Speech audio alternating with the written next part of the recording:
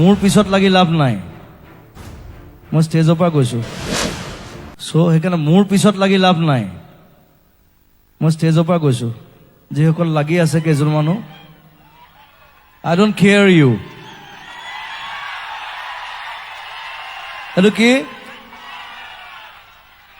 এইটো কি বস্তু জ্ঞানতা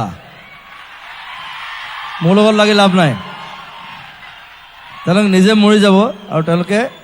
নিজৰ জাতিৰ কাৰণে ভাল কাম কৰা নাই বেয়া কাম কৰিছে সেইটো নিজে শুদ্ধ হ'ব লাগিব নিজে চিন্তা কৰিব লাগিব আৰু আমাৰ মানুহখিনিয়ে চিন্তা কৰিলেই হ'ল আমাৰ অসমীয়া বঙালী হিন্দু মুছলিম বুলি কোনো কথা নাই ইয়াত গোটেই অসমত আমি কাম কৰিছোঁ নিজৰ কাৰণে এটা অসমীয়া বৃহত্তৰ এটা স্বাৰ্থত এটা অসমীয়া জাতিৰ কাৰণে হয় নহয় নিজক মই আধা বঙালী বুলি কওঁ কাৰণ মই বেংগলী মানুহৰ লগত ডাঙৰ হোৱা কিছুমান ব্যক্তিয়ে কিছুমান মইতো নকৈ নোৱাৰোঁ মই কৈ দিওঁ চব কথা মই চিধা মানুহ এই ফেচবুক লৈ পেলাই কিবা কিবি মোক লৈ কিবা কৰি আছে কিবা এণ্টি বেংগলী এণ্টি মুছলিম কিবা কিবি তেনেকুৱা কথা নাই আমি মাত মাতিছোঁ চিটিজেনশ্বিপ এমেণ্ডমেণ্ট যিটো বিল তাৰ বিৰুদ্ধে মাত মাতিছোঁ আৰু মই সদায় নিজক মই আধা বঙালী বুলি কওঁ কাৰণ মই বেংগলী মানুহৰ লগত ডাঙৰ হোৱা মই 8 বছৰ কৰিমগঞ্জত আছিলোঁ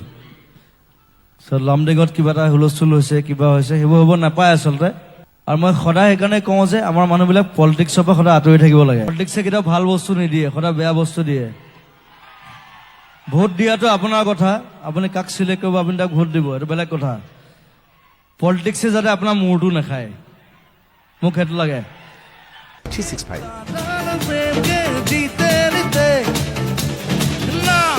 চোখে আৰ কিছু বসে না তোকে ছাড়া কাৰাতে চাৰ আসে না